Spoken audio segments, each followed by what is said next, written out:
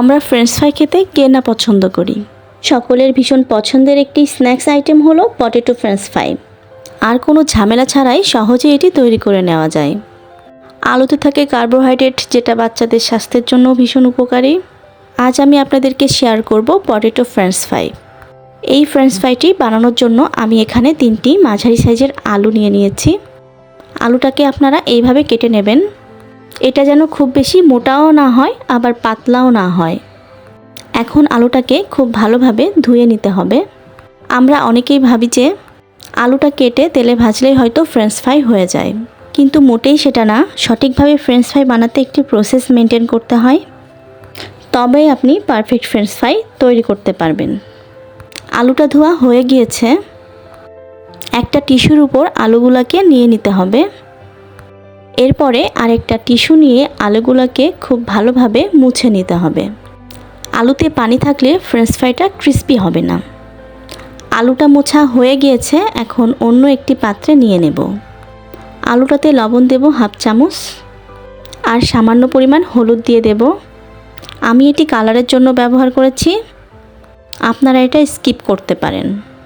আমি এখানে হাফ চামচ মরিচ বাটা দিয়ে দিয়েছি, আপনারা গুঁড়া মরিচ ব্যবহার করতে পারেন। আমি এখানে রাঁধুনি স্বাদমিশালী মশলা দিয়ে দিচ্ছি।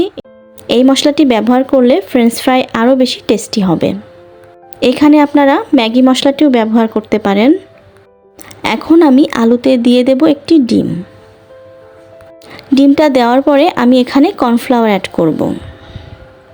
আমি এখানে 4 চামচ কর্নফ্লাওয়ার দিয়েছি, আপনারা এটা বাড়িয়ে কমিয়েও দিতে পারেন। আর কর্নফ্লাওয়ার না থাকলে চালের গুঁড়াও ব্যবহার করা যাবে। এ পর্যায়ে আমি সবগুলো উপকরণ খুব ভালোভাবে মিক্সড করে নেব। মিক্সড করার সাথে সাথে এগুলোকে ভেজে নিতে হবে।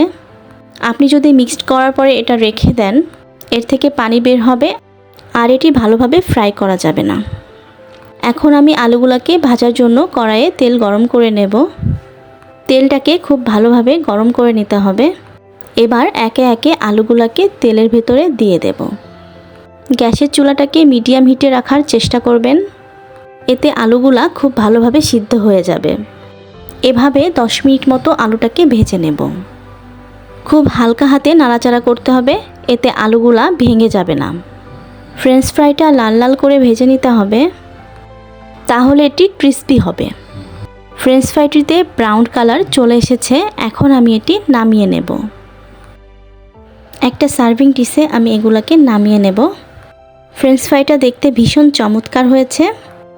এটা সসের সাথে খেতে খুবই ভালো লাগে, বিকেলের নাস্তা কিংবা চায়ের আড্ডায়। ফ্রেঞ্চ ফ্রাই থাকলে খুব ভালো একটা সময় পার করা যায়। আপনারা খুব সহজে ঘরেই তৈরি করে নিতে পারেন ভীষণ tasty and crispy potato French fry. আমাদের ভিডিওটি ভালো লাগলে অবশ্যই লাইক, শেয়ার এবং সাবস্ক্রাইব করে দেবেন। ভিডিওটি দেখার জন্য ধন্যবাদ।